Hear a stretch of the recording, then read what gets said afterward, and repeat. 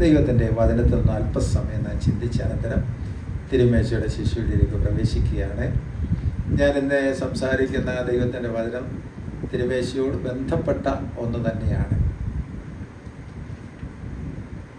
യോഹന്നാന്റെ സുവിശേഷം 6-ാം അധ്യായത്തിൻ്റെ 35-ാം വാക്യം. John chapter 6 verse 35.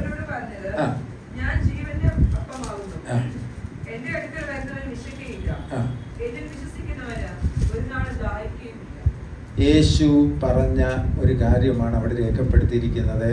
I am the bread of life. ഞാൻ ജീവൻ്റെ അപ്പമാകുന്നു. യേശു കർത്താവ് പ്രസ്താവിച്ച 7 കാര്യങ്ങൾ, അതിനെ ഞാൻ എന്ന പദത്തോടുകൂടി ആരംഭിക്കുന്ന 7 കാര്യങ്ങൾ യോഹന്നാന്റെ സുവിശേഷത്തിൽ രേഖപ്പെടുത്തിയിട്ടുണ്ട്. യോഹന്നാന്റെ സുവിശേഷത്തിൽ മാത്രം രേഖപ്പെടുത്തിയിരിക്കുന്ന 7 അയാംസ് എന്ന് പറഞ്ഞു കഴിഞ്ഞാൽ ഞാനാകുന്നു എന്ന് പറഞ്ഞ കാര്യങ്ങളാണ് യോഹന്നാന്റെ സുവിശേഷത്തിൽ രേഖപ്പെടുത്തിയിരിക്കുന്നത്. അതിലൊന്നാണ് ഇവിടെ നമ്മൾ വായിച്ചത്. മറ്റ് ചില കാര്യങ്ങൾ കൂടെ ഞാൻ നിങ്ങളുടെ അറിവിനോ റെഫറൻസിനോ പറയാം. 8:12. ഞാൻ ആദ്യം പറഞ്ഞത് 6:35. 8:12 രണ്ടാമത്തെ പ്രസ്താവന. I am the light of the world. ഞാൻ ലോകത്തിൻ്റെ വെളിച്ചം ആകുന്നു. വളരെ അർത്ഥവത്തായിട്ടുള്ളൊരു പ്രസ്താവനയാണ് ക്രിസ്തു നടത്തിയത്. പക്ഷേ എല്ലാ പ്രസ്താവനകളും, ഞാൻ ആരംഭത്തിൽ പറയുന്നു, എല്ലാ പ്രസ്താവനകളും യേശുവിൻ്റെ ഡിവിനിറ്റിയെ വെളിപ്പെടുത്തുന്നതായിരുന്നു. യേശുവിൻ്റെ ദൈവത്വത്തെ വെളിപ്പെടുത്തുന്നതായിരുന്നു. യേശു പറഞ്ഞ ഞാൻ ലോകത്തിൻ്റെ വെളിച്ചമാകുന്നു.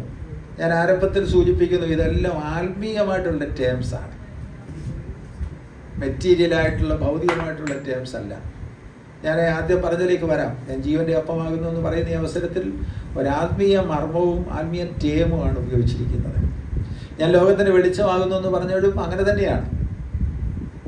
പെട്ടെന്ന് നമ്മുടെ മനസ്സിൽ വരുന്നത് സൂര്യനെ കുറിച്ചാണ്. ലോകത്തിൻ്റെ വെളിച്ചമെന്ന് പറയുന്ന ഈ അവസരത്തിൽ ഭൂമിയിൽ നിന്ന് ഏതാണ്ട് 15 കോടി കിലോമീറ്റർ അപ്പുറത്ത് നിൽക്കുന്ന സൂര്യൻ്റെ രശ്മികൾ ഇപ്പം നമുക്ക് അസഹ്യമായിട്ട് തോന്നുന്നല്ലേ? ഭൂമിയിൽ നിന്നും എത്ര ദൂരെയാണ്? 15 കോടി കിലോമീറ്റർ അപ്പുറത്താണ് ഈ സൂര്യൻ നിൽക്കുന്നത്. അതിൻ്റെ രശ്മികൾ ഭൂമിയിലെത്താൻ ഏതാണ്ട് 6 മിനിറ്റ് എടുക്കുമെന്നാണ് പറയുന്നത്. അത്രയും ദൂരെ നിൽക്കുന്ന സൂര്യൻ്റെ പ്രകാശം ആണ് നമ്മൾ ഈ കണ്ടുകൊണ്ടിരിക്കുന്നത്. പ്രകാശം എന്ന് പറയുമ്പോൾ മനസ്സിനൊരു സന്തോഷമാണ്. ഇരുട്ടെന്ന് പറയുമ്പോൾ മനസ്സിനൊരല്പം അസ്വസ്ഥതയാണ്. കാരണം പ്രകാശത്തിൽ നമുക്കെല്ലാം ക്ലിയറായിട്ട് കാണാം, ഇരുട്ടിൽ നമുക്ക് അവ്യക്തതയാണ്. യേശു പറഞ്ഞ അർത്ഥം അതുതന്നെയാണ്. സൂര്യപ്രകാശത്തെക്കാൾ അധികമായിട്ട് പ്രവർത്തിക്കുന്ന ഒരു പ്രകാശമാണ്, എല്ലാം വെളിപ്പെടുത്തി കാണിക്കുന്ന ഒരു പ്രകാശം. പാപത്തെ വെളിപ്പെടുത്തുന്ന പ്രകാശം, അകൃത്യങ്ങളെ വെളിപ്പെടുത്തുന്ന പ്രകാശം, നാം ആരാണെന്ന് കൃത്യമായിട്ട് നമുക്ക് മനസ്സിലാക്കി തരുന്ന പ്രകാശം. ഇതൊക്കെയാണ് യേശു പറഞ്ഞ ലോകത്തിൻ്റെ വെളിച്ചം. മാത്രമല്ല, വെളിച്ചമുള്ളിടത്ത് നടക്കാൻ ഭയമില്ല. ഭയമില്ലാതെ നടക്കാൻ നമ്മളെ സഹായിക്കുന്ന യേശു പറഞ്ഞ ഈ വെളിച്ചമാണ്. എത്ര പേർക്ക് മനസ്സിലായി? കരകയറി ദൈവത്തെ ഒന്ന് സ്തുതിച്ചാൽ.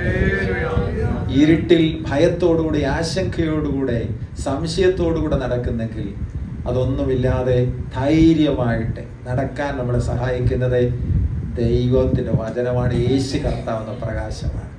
അതോർത്ത് നാം ദൈവത്തെ സ്തുതിക്കുന്നു. മറ്റൊരു കാര്യം യേശു കർത്താവ് പറഞ്ഞല്ലോ. 10-ാം അധ്യായത്തിൻ്റെ 7-ാമത്തെ വാക്യത്തിൽ പറഞ്ഞിരിക്കുന്നു, ഐ ആം ദ ഗേറ്റ്. ഞാൻ വാതിലാകുന്നു. എത്ര അർത്ഥവത്താണ് വാതിലെന്ന് പറയുന്ന ഈ അവസരത്തിൽ. ആടുകളെ ഇട്ടിരിക്കുന്ന ഇടത്ത് വളച്ച് കെട്ടിയിരിക്കുന്ന ഒരു സംവിധാനം, അതിനൊറ്റ വാതിലേ ഉള്ളൂ. ആ വാതിലൂടെ കടക്കുമ്പോഴും പുറത്തേക്ക് പോകുമ്പോഴും ആമേൻ, ആട്ടിടയൻ അവിടെ നിന്നുകൊണ്ട് അതിൻ്റെ പേര് ചൊല്ലി വിളിച്ച് അതിനെ ആമേൻ പുറത്തേക്ക് കൊണ്ടുപോകുന്നത് പോലെ അത് വാതിലാണ്. യേശു കർത്താവ് പറഞ്ഞ വാതിൽ ഏകവാതിലാണ്. അധികം വാതിലുകളില്ല. പെട്ടകത്തിന് ഒറ്റ വാതിലേ ഉണ്ടായിരുന്നുള്ളൂ. അത്രയും വലിയ പെട്ടകത്തിന് എന്നാൽ പിന്നെ മാനുഷികമായിട്ടുള്ള ചിന്തയിലും ലോജിക്ക് അനുസരിച്ചും കുറേയേറെ വാതിലുകൾ ഉണ്ടായിരുന്നെങ്കിൽ ഈ മൃഗങ്ങളെല്ലാം കൂടെ ഇതിനകത്ത് കടക്കാനായിട്ട് എന്ത് എളുപ്പമായിരുന്നു എന്ന് നമ്മുടെ മനസ്സിനകത്ത് ചിന്ത വരാറില്ലേ? ചിലർക്കെങ്കിലും ചിന്ത വരാൻ സാധ്യതയുണ്ടായി. ഇത്രയും വലിയ പട്ടകത്തിൽ ഇത്രയും മൃഗങ്ങളെ കയറ്റണമെങ്കിൽ എത്ര സമയം എടുക്കുമെന്നും അതുകൊണ്ട് ഒരു 5-6 വാതിലൂടെ അങ്ങ് പണിയാം എന്ന് നോഹ വിചാരിച്ചില്ല. കാരണം ദൈവം പറഞ്ഞു ഒരു വാതിലുണ്ടാക്കാനാണ് പറഞ്ഞത്. രക്ഷയുടെ പെട്ടകത്തിന് ഒരു വാതിലേ ഉള്ളൂ. സഭയ്ക്ക് ഒറ്റ വാതിലേ ഉള്ളൂ. അകത്ത് കടക്കണമെങ്കിൽ യേശുവിലൂടെ കടക്കണം. ആമേൻ, പ്രൈസ് ദി ലോർഡ്, ഹല്ലേലൂയ. മേരി സഹോദരി അങ്ങോട്ട് നീങ്ങിയിരുന്നാട്ടെ, കാണാൻ ബുദ്ധിമുട്ടുണ്ട്. കസേരയിലോട്ട് ഇരിപ്പൊന്ന് ക്രമീകരിച്ചാൽ എല്ലാവർക്കും അതിനെ കാണാം. ഓക്കെ, അപ്പോൾ വാതിൽ ഒരെണ്ണം മാത്രമേ ഉള്ളൂ. ആ വാതിലൂടെ വേണം അകത്ത് പ്രവേശിക്കാൻ. അല്ലാതെ പ്രവേശിക്കുന്നതിനൊക്കെ കള്ളനും കൊള്ളക്കാരനുമാണെന്നാണ് കർത്താവ് പറഞ്ഞത് അല്ലേ? യേശു എന്ന ഏക വാതിൽ, അത് യോഹന്നാന്റെ സുവിശേഷം 10-ാം അധ്യായത്തിന്റെ 7-ാം വാക്യത്തിൽ രേഖപ്പെടുത്തിയിരിക്കുന്നത്. സ്തോത്രം. 10-ാം അധ്യായത്തിന്റെ 11-14 വാക്യങ്ങളിൽ യേശു തന്നെ-കുറിച്ച് തന്നെ പറഞ്ഞു, I am the good shepherd, ഞാൻ നല്ല ഇടയൻ ആകുന്നു എന്ന് പറഞ്ഞാൽ അല്ലാത്ത ഇടയനും ഉണ്ടെന്നല്ലേ? ലോകത്തിലുള്ള ആമേൻ, സ്തോത്രം, ആമേൻ, സകല ശുശ്രൂഷകന്മാരെയും എടുത്താൽ അതിൽ തന്നെ നല്ല ഇടയന്മാരുമുണ്ട്, അല്ലാത്ത ഇടയന്മാരുമുണ്ട്. ഞാൻ ശങ്ക കൂടാതെയാണ് ഇവിടെ നിന്നുകൊണ്ട് പറയുന്നത്. സ്തോത്രം, ഹല്ലേലൂയ. ലോകത്തിലുള്ള സകല പാസ്റ്റേഴ്സിനെയും എടുത്താൽ, സകല ഇടയന്മാരെയും എടുത്താൽ അതിൽ നല്ല ഇടയന്മാരുമുണ്ട്, അല്ലാത്തവരുമുണ്ട്. നമുക്ക് പ്രായോഗികമായിട്ട് കാണുകയും കേൾക്കുകയും അറിയുകയും ചെയ്തിട്ടുള്ള കാര്യങ്ങളാണ് അതൊക്കെ. അതിലേക്ക് ഞാൻ പോകുന്നില്ല. ഒരു നല്ല ഇടയൻ ആടുകൾക്ക് വേണ്ടി സ്വന്തം ജീവനെ കൊടുക്കാൻ സമർപ്പണമുള്ള ഒരുവനായിരിക്കും. യേശു നല്ല ഇടയനായിട്ട് ലോകത്തിലേക്ക് വന്ന് സ്വന്തം ജീവനെ ആടുകളായി നമുക്ക് വേണ്ടി നൽകിയതാണ്. അതുകൊണ്ട് യേശു കർത്താവ് എന്ന നല്ല ഇടയനെ പോലെ ഒരു നല്ല ഇടയൻ ഇല്ല. ഒരു പാസ്റ്റർക്കും യേശു കർത്താവിനെ പോലെ ആകാൻ കഴിയത്തില്ല. യേശു കർത്താവിനെ പോലെ ആകാനുള്ള ശ്രമം നടത്താൻ കഴിയും, പക്ഷെ യേശു കർത്താവിനെ പോലെ ആകാൻ ഒറ്റ പാസ്റ്റർമാർക്കും കഴിയത്തില്ല. യേശു കർത്താവിനെ പോലെ ത്യാഗപരമായിട്ട് ആടുകൾക്ക് വേണ്ടി ജീവൻ കൊടുക്കാൻ ഒരു പാസ്റ്റർക്കും കഴിയത്തില്ല. യേശു ഒരുവൻ മാത്രമേ ഉള്ളൂ. അവൻ്റെ സ്വഭാവത്തെ പലതും ഏറ്റെടുക്കാൻ കഴിഞ്ഞെന്നിരിക്കും, അവനെ പോലെ ആകാനുള്ള ശ്രമം നടത്താൻ കഴിഞ്ഞെന്നിരിക്കും, ഒത്തിരിയൊക്കെ അടുത്തിയെല്ലാം കഴിഞ്ഞെന്നിരിക്കും. പക്ഷേ യേശു കർത്താവ് ഒരുവൻ മാത്രമേ ഉള്ളൂ. നല്ല ഇടയൻ എന്ന് പറയാൻ കഴിയുന്ന ഒറ്റ ഒരുവൻ മാത്രമേ ഉള്ളൂ, അത് യേശു കർത്താവാണ്. പിന്നീട് എന്താണ് പറഞ്ഞത്? 11-ാം അധ്യായത്തിന്റെ 25-ാമത്തെ വാക്യത്തിൽ, I am the resurrection and the life, ഞാൻ തന്നെ പുനരുത്ഥാനവും ജീവനുമാകുന്നു. ഞാൻ ആദ്യം തന്നെ പറഞ്ഞല്ലോ, യേശു കർത്താവിന്റെ 7 പ്രസ്താവനകൾ അവന്റെ ദൈവത്വത്തെ വെളിപ്പെടുത്തുന്നതാണ്. ആമേൻ, സ്തോത്രം. അങ്ങനെയാണെന്നുണ്ടെങ്കിൽ ഇത് പ്രത്യേകം ദൈവത്വത്തെ വെളിപ്പെടുത്തുന്ന I am the resurrection and the life എന്ന് പറഞ്ഞാൽ ഞാൻ തന്നെ പുനരുത്ഥാനവും ജീവനുമാകുന്നു. സ്തോത്രം. ആടുകൾക്ക് വേണ്ടി ജീവനെ വെടിഞ്ഞപ്പോൾ സ്വന്തം ആത്മാവിനെ പിതാവിന്റെ കയ്യിൽ ഏൽപ്പിച്ച ഒരുവനേ ഉള്ളൂ, അത് യേശു കർത്താവാണ്. അപ്പൊ ദൈവത്തിന് സ്തോത്രം. മനുഷ്യരെല്ലാം മരിക്കുമ്പോൾ ദൈവം ആത്മാവിനെ എടുക്കുന്നെങ്കിൽ ആത്മാവിനെ പിതാവിന്റെ കയ്യിൽ ഏൽപ്പിച്ച ഒരുവൻ മാത്രമേ ഉള്ളൂ, അത് യേശു കർത്താവാണ്. കാരണം അവൻ ദൈവമായിരുന്നത് കൊണ്ടാണ്. അങ്ങനെ പറയാം, ഞാൻ തന്നെ പുനരുത്ഥാനവും ജീവനുമാകുന്നു. അവന്റെ അടുക്കൽ വന്ന് ജീവൻ പ്രാപിച്ചു നമ്മൾ ഓരോരുത്തരും അല്ലേ? ഞാൻ പറയുന്നത് ഈ ജീവനല്ല, ഞാനത് കൂടുതൽ വിശദീകരിക്കാം. സ്തോത്രം. മാത്രമല്ല 15-ാം അധ്യായത്തിന്റെ 14-ാം അധ്യായത്തിന്റെ 6-ാം വാക്യത്തിൽ, I am the way and the truth and the life, ഞാൻ തന്നെ വഴിയും സത്യവും ജീവനുമാകുന്നു. ഇംഗ്ലീഷ് പ്രയോഗം എന്ന് പറയുന്നത് കുറച്ചുകൂടെ സ്പെസിഫിക് ആണ്. അവിടെ രേഖപ്പെടുത്തിയിരിക്കുന്നത് ഞാൻ തന്നെ വഴിയും, ഞാൻ തന്നെ ജീവനും, ഞാൻ തന്നെ സത്യവും എന്ന് പറഞ്ഞത്. ഞാൻ തന്നെ വഴിയും, ഞാൻ തന്നെ സത്യവും, ഞാൻ തന്നെ ജീവനും എന്നാണ് ഇംഗ്ലീഷിൽ. ഡെഫിനറ്റ് ആർട്ടിക്കിളാണ് രേഖപ്പെടുത്തിയിരിക്കുന്നത് അല്ലേ? അങ്ങനെ രേഖപ്പെടുത്തി, I am the way and the truth and the life. The life എന്നൊക്കെ പറഞ്ഞു കഴിഞ്ഞാൽ ഡെഫിനറ്റ് ആർട്ടിക്കിൾ എന്ന് പറഞ്ഞാൽ വേറെ ഒന്നുമില്ലെന്നാ. യേശു മാത്രമാണ് വഴി, യേശു മാത്രമാണ് സത്യം, യേശു മാത്രമാണ് ജീവൻ. യേശു കർത്താവ് പറഞ്ഞു. 15-ാം അധ്യായത്തിന്റെ 1-ാമത്തെ വാക്യത്തിൽ, I am the true vine, ഞാൻ സാക്ഷാൽ മുന്തിരിവള്ളി. യേശു പറഞ്ഞ പല കാര്യങ്ങളും നോക്കിയാൽ അവൻ സ്തോത്രം പറഞ്ഞതിന് അപ്പുറത്തോട്ട് അർത്ഥമുണ്ടല്ലേ? ഞാൻ സാക്ഷാൽ മുന്തിരിവള്ളി എന്ന് പറഞ്ഞു വന്നു കഴിഞ്ഞാൽ അല്ലാത്ത മുന്തിരിവള്ളി ഉണ്ടെന്നല്ലേ? ഞാൻ സാക്ഷാൽ മുന്തിരിവള്ളി എന്ന് പറഞ്ഞു കഴിഞ്ഞാൽ കാട്ടുമുന്തിരി ഉണ്ട്. കാട്ടുമുന്തിരി കഴിക്കുന്ന കാട്ടുമുന്തിരി വള്ളി ഉണ്ടായിരുന്നു അന്നത്തെ കാലത്തെ. പക്ഷെ ഈ പറയുന്ന മുന്തിരിവള്ളി എന്ന് പറയുന്നത് നല്ല മധുരമുള്ള ജീവൻ പ്രദാനം ചെയ്യുന്ന സ്തോത്രം മുന്തിരിച്ചാറ് ഉൽപ്പാദിപ്പിക്കാൻ കഴിയുന്ന, മനുഷ്യനെ സന്തോഷിപ്പിക്കാൻ കഴിയുന്ന മുന്തിരിച്ചാറ് ഉൽപ്പാദിപ്പിക്കുന്ന മുന്തിരിവള്ളിയെ കുറിച്ചാണ് പറയുന്നത്. ഞാൻ സാക്ഷാൽ മുന്തിരിവള്ളിയാണ്. എന്താ അതിന് അർത്ഥം? നമ്മളെല്ലാവരും കൊമ്പുകളാണ്. ആ സാക്ഷാൽ മുന്തിരിവള്ളിയോട് ചേർത്ത് നമ്മളെ ഒട്ടിച്ചിരിക്കുന്നത് കൊണ്ട് നാമും ആ തരത്തിൽ യേശു കർത്താവ് പറഞ്ഞ സാക്ഷാൽ മുന്തിരിവള്ളിയുടെ സ്വഭാവം കാണിക്കണം. കാട്ടുമുന്തിരിയോട് ചേർത്തൊട്ടിച്ചു വെച്ചാൽ കാട്ടുമുന്തിരിയുടെ സ്വഭാവം കാണിക്കും.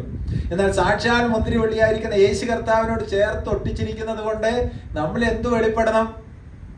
യേശു കർത്താവിന്റെ സ്വഭാവം വെളിപ്പെടണം. യേശു കർത്താവിന്റെ ആ നന്മയും അനുഗ്രഹവും വെളിപ്പെടണം. അതുകൊണ്ടാണ് ഞാൻ സാക്ഷാൽ മുന്തിരിവള്ളിയാകുന്നു എന്ന് പറഞ്ഞതേ. ആമേൻ, ദൈവത്തിന് സ്തോത്രം. അത്രയും 7 കാര്യങ്ങൾ പറഞ്ഞതിൽ ആദ്യത്തെ കാര്യത്തിലേക്കാണ് നമ്മൾ കടക്കാൻ പോകുന്നത്. അതൊന്നുകൂടെ വായിച്ചാട്ടെ. ആമേൻ, സ്തോത്രം. യോഹന്നാൻ 6:35, ഞാൻ ജീവന്റെ അപ്പമാകുന്നു. ഞാൻ ജീവന്റെ അപ്പമാകുന്നു. യോഹന്നാന്റെ സുവിശേഷം 6-ാം അധ്യായം തുടക്കം മുതലേ നമ്മൾ കാണാൻ കഴിയുന്നൊരു ചരിത്രമുണ്ടല്ലേ. തുടക്കത്തിൽ തന്നെ കാണാൻ കഴിയുന്ന എന്താണ്? യേശു കർത്താവ് 5 അപ്പവും 2 മീനും കൊണ്ട് 1000 പോഷിപ്പിക്കുന്നതായിട്ടാണ്. യേശു കർത്താവ് കഴിഞ്ഞ ഒരു ദിവസം ദൈവദാസന് വന്നപ്പോൾ സംസാരിച്ച് നിങ്ങൾ കേട്ടിട്ടുള്ളതാണ്. അവൻ അല്പം കൊണ്ട് അധികം പേരെ തൃപ്തിപ്പെടുത്തുന്ന ഒരു സംഭവം 6-ാം അധ്യായത്തിൽ നടന്നു. തുടക്കത്തിൽ തന്നെ അതിനോട് ബന്ധപ്പെടുത്തി തന്നെയാണ് വരുന്നത്. ശരിക്കും പറഞ്ഞാൽ ആത്മീയമായിട്ട് ചിന്തിക്കുന്ന ഈ അവസരത്തിൽ യേശു കർത്താവ് ഇനി വരാൻ പോകുന്ന സംഭവത്തിന്റെ ഒരു മുന്നോടിയായിട്ട് ചെയ്തൊരു അത്ഭുതമായിട്ട് കാണണം അതിനെ. കാരണം എന്താണ്? വിശന്നിരിക്കുന്ന അനേകർക്ക് തൃപ്തിപ്പെടുത്താൻ യേശു കർത്താവ് ചെയ്ത ഒരു അത്ഭുതമാണ്. തുടർന്ന് നമ്മൾ ചിന്തിക്കുന്ന ഈ അവസരത്തിൽ അതിലേക്ക് വരികയാണ്. ഞാൻ ജീവന്റെ അപ്പമാകുന്നു എന്ന് പറഞ്ഞപ്പോൾ ഈ സംഭവത്തെ മനസ്സിലൊന്ന് കണ്ടുകൊള്ളണം. കാരണം വിശന്ന് പൊരിഞ്ഞ് മരിക്കാൻ പോകുന്ന ആളുകൾക്ക് പൂർണ്ണമായി തൃപ്തി വരുത്തുന്ന തരത്തിൽ യേശു കർത്താവ് പോഷിപ്പിച്ചു കൊടുത്തതിനെ നമ്മൾ ഇതിനോട് ബന്ധപ്പെടുത്തി വേണം വായിക്കാനായിട്ട്. പക്ഷെ ഇതിന് ആത്മീയമായിട്ടുള്ള മർമ്മമാണ് കർത്താവ് പറയുന്നത്. ദൈവത്തിന് സ്തോത്രം. അപ്പോ ഇവിടെ പറയുന്ന യേശു പറയുന്നത് അവരെ മനുഷ്യരെ അന്ന് ഇഷ്ടം പോലെ കഴിച്ച് ബാക്കി അവശേഷിപ്പിച്ച് കൊട്ട നിറച്ചെടുത്ത അപ്പത്തിന് വ്യത്യസ്തമായ അപ്പമായിട്ടാണ് ഇതിനെ കാണുന്നത്. ആമേൻ, ഹല്ലേലൂയ. യോഹന്നാന്റെ സുവിശേഷം ആദ്യം കാണുന്ന നമ്മുടെ ആ മിറക്കിളിൽ കാണുന്ന അപ്പത്തിലെ വിതരണവും തൃപ്തിയും എന്ന് പറയുന്നത് പുറത്തെ മനുഷ്യന് വേണ്ടിയായിരുന്നു. അവരുടെ വിശപ്പടക്കാൻ വേണ്ടി യേശു കർത്താവ് അവരെ തൃപ്തിപ്പെടുത്തിയതാണ്. പക്ഷെ ഇവിടെ പറയുന്ന ഈ അപ്പം എന്ന് പറയുന്നത് ഒരു ആത്മീയ അർത്ഥത്തിലാണ് നമ്മൾ എടുക്കേണ്ടത്. ഇത് പുറത്തെ മനുഷ്യന്റെ തൃപ്തിക്കുള്ള അപ്പമല്ല. ഇത് പുറത്തെ മനുഷ്യന്റെ സ്തോത്രം വിശപ്പടക്കാനുള്ള ഭക്ഷണമായിട്ടല്ല പറയുന്നത്. ഇത് യേശു കർത്താവ് ഇവിടെ പറയുന്നത് തികച്ചും വ്യത്യസ്തമായിട്ടുള്ള ഒന്നായിട്ടാണ്. പക്ഷേ അതിലേക്ക് കടക്കുന്നതിന് മുമ്പ് നിങ്ങളൊന്ന് ശ്രദ്ധിക്കുക. ഈ അപ്പോൾ എവിടുന്നാ വന്നത്? യഹൂദന്മാരുടെ ഇടയിൽ ഒരു ചെറിയ ചിന്തയും ഒരു ചെറിയ വിശ്വാസം ഉണ്ടായിരുന്നു. ഞാൻ ചെറുതെന്ന് പറഞ്ഞത് അത്ര രൂഢമായിട്ടുള്ള ഒന്നല്ല. ചെറിയ ചിന്തയും ചെറിയ വിശ്വാസം ഉണ്ടായിരുന്നു. ഈ മരുഭൂമിയിൽ മന്ന മോശയാണ് കൊടുത്തതെന്ന്. മരുഭൂമിയിൽ മന്ന മോശയാണ് കൊടുത്തതെന്ന് ഒരു ചെറിയ ചിന്തയുണ്ട്. യേശു തന്നെ പറഞ്ഞിട്ടുണ്ട്. ആമേ, മോശയല്ല നിങ്ങൾക്ക് അപ്പം തന്നത്. ആരാണ് അപ്പം തന്നത്?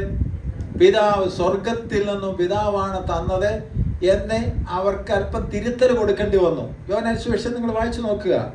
36:33 വാക്യത്തിൽ, യോഹന്നാൻ 6:33 വാക്യത്തിൽ നമുക്ക് അതിനൊരു സൂചന കാണുവാൻ കഴിയും. വായിച്ചേ.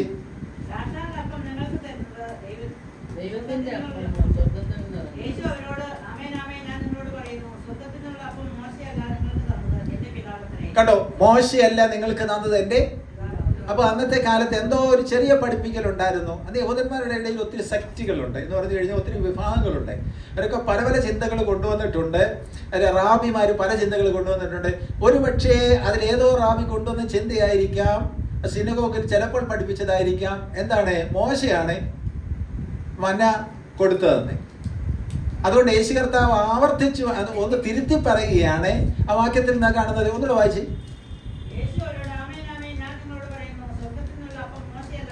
മോശയല്ല നിങ്ങൾക്ക്, ശ്രദ്ധിച്ചാട്ടെ, മോശയല്ല നിങ്ങൾക്ക് തന്നത്. ഈ ഉപദേശത്തെ കോട്ടിക്കളയുന്ന ഒരു രീതി പല സമൂഹങ്ങളിലും ഉണ്ട്. അത് അറിഞ്ഞിരിക്കണമെങ്കിൽ മാത്രമേ അത് കോട്ടിയതാണെന്ന് മനസ്സിലാകത്തുള്ളൂ.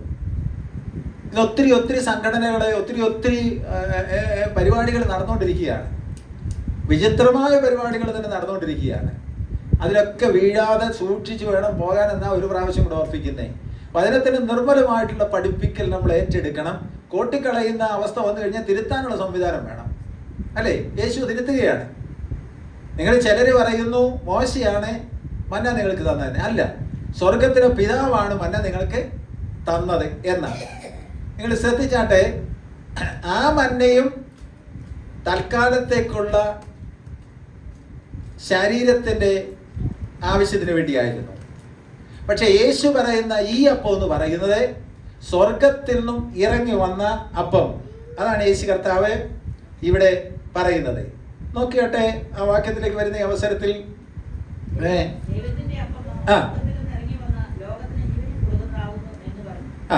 ഈ അപ്പത്തിന്റെ പ്രത്യേകത എന്താണ്? യേശു എന്ന ഈ അപ്പത്തിന്റെ പ്രത്യേകത എന്താണ്? തിരുമേശയോട് ബന്ധപ്പെടുത്തി തന്നെ നിങ്ങൾ ചിന്തിക്കണം. എന്താണ്?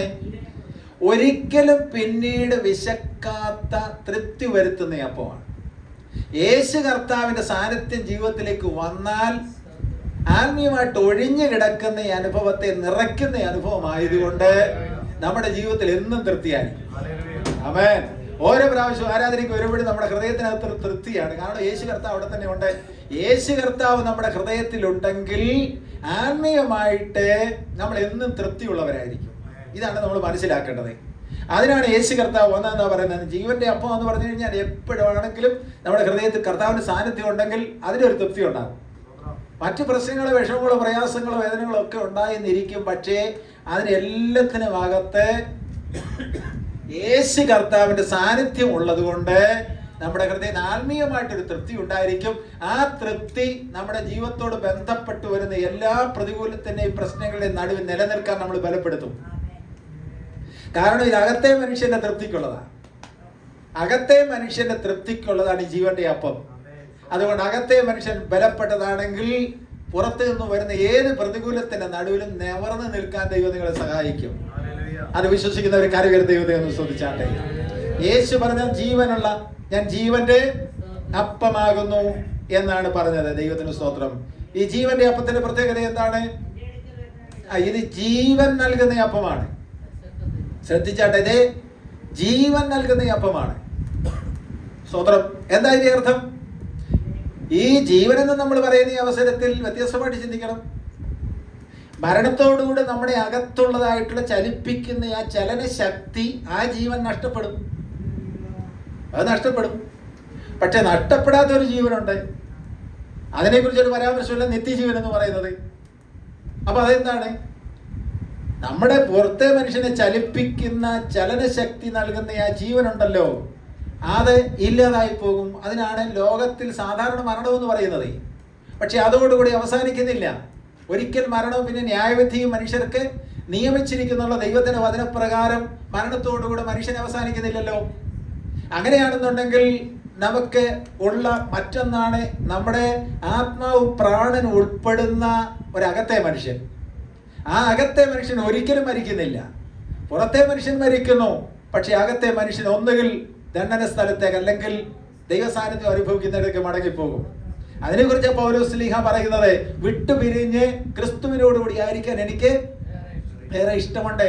വിട്ടുപിരിഞ്ഞ്, ശരീരത്തിൽ നിന്നും വിട്ടുപിരിഞ്ഞാൽ മരണം നമ്മളെ ശരീരത്തെയും പ്രാണനെയും ആത്മാവിനെയും പ്രാണനെയും വേർപെടുത്തി കഴിഞ്ഞാൽ എങ്ങോട്ട് പോകുന്നു? ആമേ. രക്ഷിക്കപ്പെടാത്ത, ദൈവത്തെ വേണ്ട എന്ന് പറഞ്ഞ് ലോകത്തിന് വേണ്ടി മാത്രം ജീവിക്കുന്നവരെ ദണ്ഡന സ്ഥലത്തേക്കും അവസാനം വെള്ളസിംഹാസനത്തിന് മുമ്പിൽ നിന്ന് നരകത്തിലേക്കും പോകുമ്പോൾ യേശു എന്ന ജീവന്റെ അപ്പത്തെ സ്വീകരിച്ചിരിക്കുന്ന ഓരോ ദൈവത്തിന്റെ പൈതലും മരിച്ചാലും അതിനപ്പുറത്തൊരു പ്രത്യാശയുണ്ട്. അപ്പോസ്തലൻ പൗലോസിനോട് ചേർന്ന് നമുക്കും പറയാൻ കഴിയും, വിട്ടുപിരിഞ്ഞ് ക്രിസ്തുവിനോടുകൂടി ആയിരിക്കാൻ എനിക്ക് ഏറെ ഇഷ്ടമുണ്ട്. ആ പ്രത്യാശയുള്ള ഒരു കരകയറി ദൈവത്തെ ഒന്ന് സ്തുതിച്ചാട്ടെ. ആ പ്രത്യാശയോടുകൂടി വേണം നാം ഓരോ ദിവസവും ജീവിക്കാനായിട്ട്. ദൈവത്തിന്റെ മഹത്വം. മരണത്തെ നമുക്ക് ആർക്കും ഭയമില്ല. എനിക്കില്ല, നിങ്ങൾക്കുണ്ടോന്ന് എനിക്കറിയത്തില്ല. മരണത്തെ നമുക്ക് ആർക്കും ഭയപ്പെടേണ്ട കാര്യമില്ല. കാരണം മരിച്ചു കഴിഞ്ഞാൽ കർത്താവിനോടുകൂടി ആയിരിക്കും എന്നുള്ള പ്രത്യാശ നിറഞ്ഞ ഒരു ജീവിതത്തെ സംബന്ധിച്ചിടത്തോളം മരണത്തെ എന്തിനാ ഭയപ്പെടുന്നത്? മരണത്തോടുകൂടി, മരണത്തിന് ശേഷം എന്തായിത്തീരുന്നുള്ള ആശങ്കയുള്ളവർക്ക് മാത്രമേ മരണത്തെ ഭയമുള്ളൂ. മരണത്തെ നമുക്ക് ആർക്കും ഭയപ്പെടേണ്ട കാര്യമില്ല. സമയമാ രഥത്തിൽ ഞാൻ സ്വർഗരാത്രി ചെയ്യുന്നുവെന്ന് കേൾക്കുന്ന ഈ അവസരത്തിൽ ഭയത്തോടുകൂടെ വിറയ്ക്കുന്നവരുണ്ട്. എനിക്കൊരു ഭയവുമില്ല. എൻ്റെ ചിന്ത പറഞ്ഞു കഴിഞ്ഞാൽ ആശാരിപദേശി പാടിയതുപോലെ ആരാധന സമയത്ത് തകർത്ത് പാടി ആരാധിക്കേണ്ട ഒരു പാട്ടാണ് സമയമാ രഥത്തിൽ നിന്നുള്ള പാട്ട്. ഭയപ്പെടുന്ന ഒരു പാട്ടല്ല, ഭയപ്പെടുത്തുന്ന ഒരു പാട്ടായിരിക്കരുത്. അതെ, കാരണം എന്താണെന്ന് അറിയാമോ? സമയത്തിന്റെ രഥത്തിൽ ഞാൻ യാത്ര ചെയ്തുകൊണ്ടിരിക്കുകയാണ്. എന്റെ യാത്ര അവസാനിക്കുമ്പോൾ എനിക്ക് ഒന്നറിയാം, ഞാൻ കർത്താവിനോട് കൂടി ആയിരിക്കും. ആ വിശ്വാസമുള്ള ഒരു കരമുയർത്തി ഒന്നുകൂടെ ദൈവത്തെ ശ്രദ്ധിച്ചാട്ടെ. യേശു പറഞ്ഞ ജീവന്റെ അപ്പമാകുന്നു. അത് ജീവൻ നൽകുന്ന അപ്പമാണ്. അത് അകത്തെ മനുഷ്യന്റെ ജീവൻ നൽകുന്ന അപ്പമാണ്. മാത്രമല്ല നിത്യജീവൻ നൽകുന്ന അപ്പമാണ്. അതാണ് രണ്ടാമത്തെ ചിന്ത നമ്മൾ ഏറ്റെടുക്കേണ്ടത്. ഈ അപ്പത്തെ കുറിച്ച് ചിന്തിക്കുക. ഇത് എന്ത് നൽകുന്നതാണ്? ജീവൻ മാത്രമല്ല നൽകുന്നത്, സമൃദ്ധിയായ ജീവൻ മാത്രമല്ല നൽകുന്നത്, ഈ അപ്പം നിത്യജീവൻ നൽകുന്ന അപ്പമാണ്.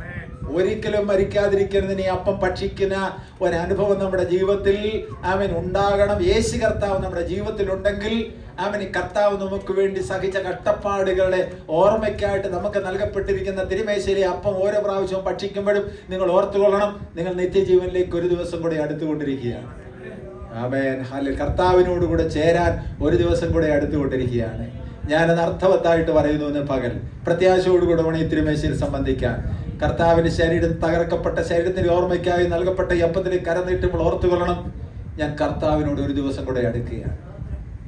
ഞാനത് വിശ്വസിക്കുന്നു, ഭയമില്ലാതെ വിശ്വസിക്കുന്നു, ഭയപ്പെടാതെ വിശ്വസിക്കുന്നു. സ്തോത്രം. ഞാൻ ആവർത്തിച്ച് പറയുകയാണ്, മരണത്തെക്കുറിച്ച് ഒരു ഭയവും വേണ്ട, മരണത്തെക്കുറിച്ച് ഒരു ആശങ്കയും വേണ്ട, ഒരു ആകുലതയും വേണ്ട. ദൈവത്തിന് മഹത്വം. ഹല്ലേലൂയ. ഞാൻ പേടിപ്പിക്കാൻ പറയുകയല്ല കേട്ടോ. നിങ്ങൾ തിരുമേശയിൽ കരത്തെ നീട്ടുമ്പോൾ വിശുദ്ധിയോടുകൂടെ, കുറ്റങ്ങൾ കുറവുകൾ ഏറ്റുപറഞ്ഞ് വിശുദ്ധീകരണത്തോടുകൂടെ ഈ മേശയിൽ കൈ നീട്ടിയാൽ നിങ്ങളുടെ ഹൃദയത്തിൽ പ്രത്യാശ വർദ്ധിക്കും. സ്തോത്രം. ഹല്ലേലൂയ. Praise the Lord. നിങ്ങൾക്കറിയാമല്ലോ, സത്യങ്ങളും യാഥാർത്ഥ്യങ്ങളും ഒക്കെ നിങ്ങൾക്കറിയാമല്ലോ. ഈ ഇലക്ഷൻ സമയത്ത് ഒരിക്കലും ഉണ്ടാകാത്ത തരത്തിൽ 9 പേരാണ് കുഴഞ്ഞു വീണ് മരിച്ചത്. ഇലക്ഷന് വന്നിട്ട് അത്രയും മരിച്ചവർ ആദ്യമായിട്ട്. ഹല്ലേലൂയ. Praise the Lord. രണ്ട് കാര്യങ്ങൾ, തലപ്പാട് ഭാഗത്തുള്ള ഒരു പെൺകുട്ടി, 24 വയസ്സുള്ള ഒരു പെൺകുട്ടി UK പോകാനായിട്ട് നെടുമ്പാശ്ശേരി എയർപോർട്ടിൽ എത്തിയപ്പോൾ അവിടെ കുഴഞ്ഞു വീണ് മരിച്ചു. രാവിലെ ഞാൻ പറയുന്നത് എന്താണെന്ന് അറിയാമോ? നമ്മുടെ ഹൃദയത്തിൽ പ്രത്യാശ വർദ്ധിക്കണം. ഇന്ന് ഞാൻ മരിച്ച കർത്താവിനോടുകൂടി ആയിരിക്കും എന്നുള്ള വിശ്വാസം നമ്മുടെ ഹൃദയത്തിനകത്ത് നിരന്തരം ഉണ്ടായിരിക്കണം.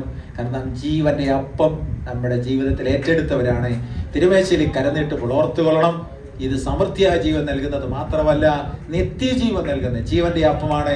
ആ ജീവന്റെ അപ്പത്തോട് പേഴ്സണലായിട്ട്, വ്യക്തിപരമായിട്ട് ബന്ധപ്പെടാൻ നമുക്ക് ദൈവം തന്നിരിക്കുന്ന ഒരു അനുഗ്രഹമാണ് തിരുമേശ. ദൈവത്തിന് മഹത്വം. ഹല്ലേലൂയ. Praise the Lord. യേശു കർത്താവ് പറഞ്ഞത് എന്താണ്? ഞാൻ ജീവന്റെ അപ്പമാകുന്നു. ദൈവത്തിന് മഹത്വം. ഒരു കാര്യം കൂടെ പറഞ്ഞ് ഞാൻ തിരുമേശയിലേക്ക് പ്രവേശിക്കുകയാണ്. ഈ ജീവന്റെ അപ്പം നുറുക്കപ്പെട്ടെങ്കിൽ മാത്രമേ മറ്റുള്ള ധാരാളം പേർക്ക് അനുഗ്രഹമാകത്തുള്ളൂ. സ്തോത്രം. ജീവന്റെ അപ്പമായിട്ട് ഇറങ്ങി വന്ന യേശു കർത്താവ് അങ്ങനെ തന്നെ ഇരുന്നെങ്കിൽ ലോകത്തിലുള്ള കോടാനുകോടി ആളുകൾക്ക് ഒരു ഗുണം ഉണ്ടാകത്തില്ലായിരുന്നു. പക്ഷെ എന്ത് സംഭവിച്ചു? പിതാവിൽ നിന്നും ജീവന്റെ അപ്പമായി ഇറങ്ങി വന്നവൻ തകർക്കപ്പെടാൻ ഏൽപ്പിച്ചു കൊടുത്തത് കൊണ്ടാണ് നാം ഇന്ന് ദൈവത്തെ ആരാധിക്കുന്നത്. പിതാവിന്റെ അടുക്കൽ നിന്ന് ഇറങ്ങി വന്ന ജീവന്റെ അപ്പമായി യേശു കർത്താവ് തകർക്കപ്പെടാൻ തന്നെ ഏൽപ്പിച്ചു കൊടുത്തത് കൊണ്ടാണ് നാം ഇന്ന് തിരുമേശി ആചരിച്ച് സന്തോഷത്തോടെ ദൈവത്തെ സേവിച്ച് മുന്നോട്ട് പോകുവാൻ നമുക്ക് സാധിക്കുന്നത്. ഇന്ന് പകരം അതാണ് നമ്മൾ ഓർക്കേണ്ടത്. യേശു കർത്താവിന്റെ ശരീരം മുഴുവനും തകർക്കപ്പെടാൻ എന്തുകൊണ്ടാണ് ഏൽപ്പിച്ചു കൊടുത്തത്? ഞാൻ പലപ്പോഴും പറഞ്ഞിട്ടുള്ളത് പറഞ്ഞ് ഞാൻ തിരുമേശയിലേക്ക് പ്രവേശിക്കുകയാണ്. നിങ്ങളുടെ കഷ്ടാനുഭവങ്ങൾ ധ്യാനിക്കാൻ വേണ്ടി കൂടെയാണ് ഞാനിത് പറയുന്നത്.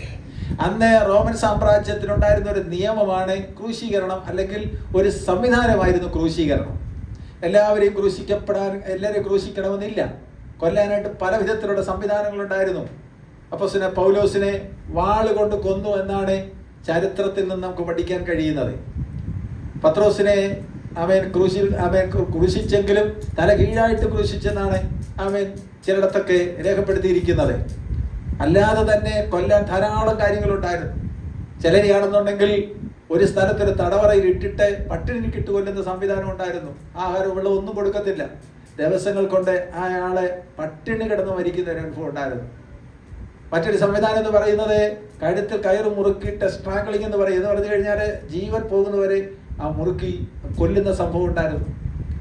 ക്രൂശിക്കാൻ വേണ്ടി അങ്ങനെ വിധിക്കപ്പെടുന്നവരെ തന്നെ കൊല്ലുന്ന പല രീതികളുണ്ടായിരുന്നു. സ്തോത്രം. അവരെ കയറുകൊണ്ട് ക്രൂശിൽ കെട്ടിയിട്ട് കഴിഞ്ഞാൽ കുറെ സമയം കഴിയുമ്പോൾ ശ്വാസം എടുക്കാൻ കഴിയാത്ത തരത്തിൽ അവർ മരിച്ചു വരുന്ന അനുഭവം ഉണ്ടായിരുന്നു.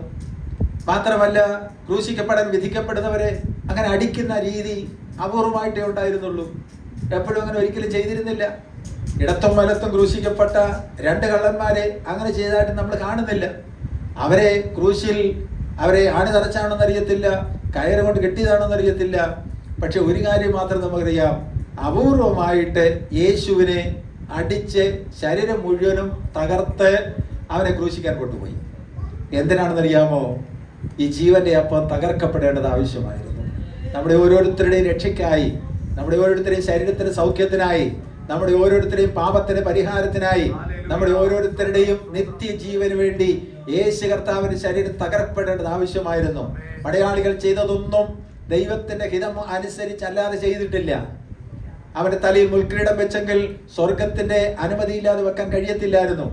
അവന്റെ ശരീരം മുഴുവൻ തകർത്തെങ്കിൽ സ്വർഗത്തിന്റെ അനുമതിയില്ലാതെ ചെയ്യാൻ കഴിയത്തില്ലായിരുന്നു. അവന്റെ വിലാപ്പുറം കുത്തി തുറന്നെങ്കിൽ സ്വർഗത്തിന്റെ അനുമതിയില്ലാതെ ചെയ്യാൻ കഴിയത്തില്ലായിരുന്നു. എല്ലാ പ്രവചനം നിവർത്തിയായിട്ട് സംഭവിച്ചു എന്ന് പകൽ നമ്മൾ ഏറ്റെടുക്കണം. എല്ലാം എന്തിനു വേണമെന്നറിയാമോ? നമ്മുടെ നിത്യജീവന് വേണ്ടി, നമ്മളെ പാപത്തിൽ നിന്ന് വിടുവിക്കേണ്ടതിന് വേണ്ടി, നമ്മുടെ ശരീരത്തിന്റെ സൗഖ്യത്തിന് വേണ്ടി, നാം മരിച്ചാൽ കർത്താവിനോടുകൂടി ആയിരിക്കേണ്ടതിന് വേണ്ടി കർത്താവിന്റെ ശരീരത്തിൽ സകല ദണ്ഡനവും ഏറ്റെടുക്കുവാനിടയായി തീർന്നു. ഞാൻ ജീവന്റെ അപ്പമായി ആണെന്ന് പറഞ്ഞ യേശു കർത്താവ് തന്നെ തകർപ്പെടാൻ ഏൽപ്പിച്ചു കൊടുത്തു. തിരുമേശയിലേക്ക് നാം പ്രവേശിക്കാൻ പോവുകയാണ്. എല്ലാ പ്രിയപ്പെട്ടവർ കണ്ണുകൾ അടച്ച് ഒരു നിമിഷം കേട്ട വചനത്തെ ധ്യാനിച്ച് തിരുമേശയിലേക്ക് പ്രവേശിക്കണം. കർത്താവിന്റെ ക്രൂശ് മരണത്തെ ഒരു നിമിഷം ഓർക്കണം, ഒരു നിമിഷം ധ്യാനിക്കണം. ഞാൻ ജീവന്റെ അപ്പമാണെന്ന് പറഞ്ഞ യേശു കർത്താവ് ഈ ലോകത്തിലേക്ക് ഇറങ്ങി വന്ന ജീവന്റെ അപ്പമായവൻ തന്നെ ക്രൂശിക്കപ്പെടാൻ ഏൽപ്പിച്ചു കൊടുത്തു. ക്രൂശിക്കപ്പെടാൻ മാത്രമല്ല, ശരീരം തകർക്കപ്പെടാൻ ഏൽപ്പിച്ചു കൊടുത്തു. ചാട്ടവാറ് കൊണ്ട് അതിന്റെ പുറം മുഴുവനും അടിച്ച് ഉഴവുചാല് പോലെയാക്കി. തലയിൽ മുൾക്കിരീടം വെച്ച് കോലുകൊണ്ട് ആഞ്ഞടിച്ചപ്പോൾ ആ മുള്ളുകൾ തലയിലേക്ക് ആഴ്ന്നിറങ്ങി, രക്തം മുഖത്തുകൂടെ ധാരധാരയായിട്ട് ഒഴുകി. ദൈവത്തിന്റെ വചനം പറയുന്നത് പോലെ കണ്ട ഒരാളല്ല എന്ന് തോന്നുമാറെ അവന്റെ മുഖം വിരൂപമാക്കപ്പെട്ടു. അവന്റെ കൈകാലുകൾ ക്രൂശിൽ ചേർത്തു വെച്ച് കാരിരുമ്പാണുകൊണ്ട് ആഞ്ഞടിച്ചപ്പോൾ അതിവേദനയിൽ പിടയുകയും രക്തധാരധാരയെ ഒഴുകുകയും ചെയ്തു. പിന്നെ വിലാപ്പുറം കുത്തി തുറന്നപ്പോൾ രക്തവും വെള്ളവും അവസാനത്തെ തുള്ളി രക്തം പ്രവഹിച്ചു. എല്ലാം നമ്മുടെ പാപത്തിന്റെ പരിഹാരത്തിനായി, നമുക്ക് നിത്യജീവൻ നൽകേണ്ടതിനായി, നമ്മുടെ രോഗത്തിന്റെ സൗഖ്യത്തിനായി, നാം മരിച്ച കർത്താവിനോടുകൂടെ നിത്യത മുഴുവൻ ചെലവഴിക്കേണ്ടതിനായി കർത്താവ് സഹിച്ചു. ഇന്ന് രാവിലെ സമയം തിരുമേശയിൽ പങ്കെടുക്കുവാൻ താല്പര്യത്തോടെ സമർപ്പണത്തോടെ ആയിരിക്കുന്നവരെ ഓർത്ത് സ്തോത്രം ചെയ്യും. കർത്താവിന്റെ മേശയിൽ നിന്നും ഭക്ഷിക്കുവാനും പാനം ചെയ്യുവാനും ഇന്ന് താല്പര്യത്തോടു കൂടി ആയിരിക്കുന്ന എല്ലാവരും ദൈവസന്നിധിയിൽ എഴുന്നേറ്റ് നിൽക്കണം. രക്ഷിക്കപ്പെട്ട് സ്നാനപ്പെട്ട് വിശുദ്ധിയോടെ വേർപാടോടെ ദൈവത്തോട് മനുഷ്യരോട് കുറ്റമറ്റ മനസാക്ഷിയോടുകൂടി ആയിരിക്കുന്ന എല്ലാവരും ഒരു നിമിഷം ദൈവസന്നിധിയിൽ എഴുന്നേറ്റ് നിൽക്കണം. ദൈവത്തിൻ്റെ വചനത്തിൽ നിന്ന് ഒരു വേദഭാഗം ഈ അവസരത്തിൽ ഇവിടെ വായിക്കുവാൻ താല്പര്യപ്പെടുന്നു. കൊരിന്ത്യർ ലേഖനം 11-ാം അധ്യായത്തിൻ്റെ 23 മുതലുള്ള വാക്യങ്ങൾ നാം എപ്പോഴും തിരുമേശയോടുള്ള ബന്ധത്തിൽ കേൾക്കാറുള്ളതാണ്. പക്ഷെ ഇന്നിത് കേൾക്കുമ്പോൾ നമ്മുടെ ഹൃദയത്തെ ഒരു നിമിഷം ദൈവസന്നിധിയിൽ സമർപ്പിച്ച് തെറ്റുകളും കുറ്റങ്ങളും ഏറ്റുപറഞ്ഞ് വിശുദ്ധീകരണത്തോടു കൂടെയാണ് ഈ ശുശ്രൂഷയിൽ സംബന്ധിക്കുവാൻ. ഞാൻ കർത്താവികളിലും പ്രാപിക്കുകയും നിങ്ങൾക്ക് ഏൽപ്പിക്കുകയും ചെയ്തെന്നാൽ കർത്താവായ യേശുവിനെ കാണിച്ചു കൊടുത്ത് രാത്രിയിൽ അപ്പമെടുത്ത് സ്തോത്രം ചൊല്ലി നുറുക്കി, ഇത് നിങ്ങൾക്ക് വേണ്ടിയുള്ള എൻ്റെ ശരീരം എൻ്റെ ഓർമ്മയ്ക്കായി ചെയ്യുമെന്ന് പറഞ്ഞു. അവിടെ തന്നെ താഴം കഴിച്ച ശേഷം അവൻ പാനപാത്രം എടുത്തു. ഈ പാനപാത്രം എൻ്റെ രക്തത്തിൽ പുതിയ നിയമമാകുന്നു, ഇത് കുടിക്കുമ്പോഴൊക്കെയും എൻ്റെ ഓർമ്മയ്ക്കായി ചെയ്യുകയും എന്ന് പറഞ്ഞു. അങ്ങനെ നിങ്ങൾ ഈ അപ്പം തിന്നുകയും പാനപാത്രം കുടിക്കുകയും ചെയ്യുമ്പോഴൊക്കെയും കർത്താവ് വരുവോളം അവൻ മരണത്തെ പ്രസ്താവിക്കുന്നു. അതുകൊണ്ട് അയോഗ്യമായി അപ്പം തിന്നുകയോ കർത്താവിൻ്റെ പാനപാത്രം കുടിക്കുകയോ ചെയ്യുന്നവനെല്ലാം കർത്താവിൻ്റെ ശരീരവും രക്തവും സംബന്ധിച്ച് കുറ്റക്കാരനാകും. മനുഷ്യൻ താൻ ശോധന ചെയ്തിട്ട് വേണം ഈ അപ്പം തിന്നുകയും പാനപാത്രത്തിൽ നിന്ന് കുടിക്കുകയും ചെയ്യുവാൻ. തിന്നുകയും കുടിക്കുകയും ചെയ്യുന്നവൻ ശരീരത്തെ വിവേചിക്കാഞ്ഞാൽ തനിക്ക് ശിക്ഷാവിധി തിന്നുകയും കുടിക്കുകയും ചെയ്യുന്നു. ഇത് ഹേതുവായി നിങ്ങളിൽ പലരും ബലഹീനരും രോഗികളുമാകുന്നു, അനേകരും നിദ്ര കൊള്ളുന്നു. നാം നമ്മെ തന്നെ വിധിച്ചാൽ വിധിക്കപ്പെടുകയില്ല. വിധിക്കപ്പെടുന്നുവെങ്കിലോ നാം ലോകത്തോടുകൂടെ ശിക്ഷാവിധിയിലാകപ്പെടാതിരിക്കേണ്ടതിന് കർത്താവ് നമ്മെ ബാലശിക്ഷ കഴിക്കുകയാകുന്നു. കണ്ണുകളടച്ച ദൈവസന്നിധിയിൽ ശുദ്ധീകരണത്തിനായിട്ട് ഏൽപ്പിച്ചു കൊടുത്താട്ടെ. യേശുവിൻ്റെ രക്തം സകല പാപവും ഒക്കെ നമ്മെ ശുദ്ധീകരിക്കുന്നുള്ള ദൈവത്തിൻ്റെ വചനം പ്രകാരം വാക്കിലെ പ്രവൃത്തിയിലെ ഇടപാടുകളിലും മനോഭാവത്തിലെ ജീവിതത്തിൻ്റെ എല്ലാ ചര്യകളിലും വന്നിട്ടുള്ള എല്ലാ കേടുകളും മാറ്റേണ്ടതിന് നമ്മെ ഒന്നുകൂടെ ശുദ്ധീകരിച്ച് കർത്തൃമേശയിൽ പങ്കെടുക്കത്തക്കവണ്ണമുള്ള ശുദ്ധീകരണം നമുക്ക് നൽകേണ്ടതിന് ഏൽപ്പിച്ചു കൊടുക്കാം. ക്രൂശിലേക്ക് ഒരു നിമിഷം നോക്കി നമ്മെ തന്നെ ഒന്ന് സമർപ്പിക്കാം.